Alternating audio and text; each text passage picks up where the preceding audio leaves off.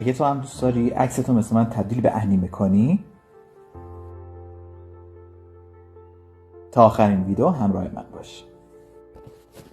وارد این سایت میشیم chatgpt.com.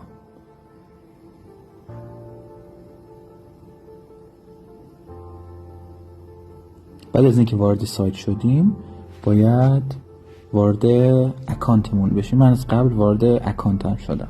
اگه اکانت ندارین یا حساب ندارین باید حساب رو خودتون بسازین.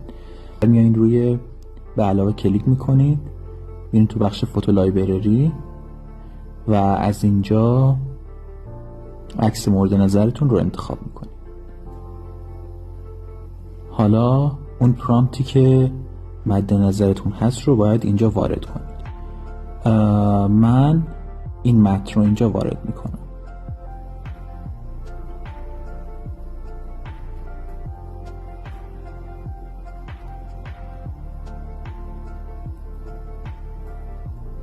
حالا روی این قسمت کلیک کنید.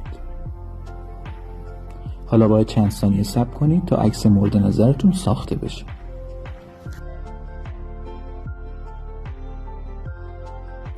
به همین راحتی عکستون تبدیل به انیمه شد.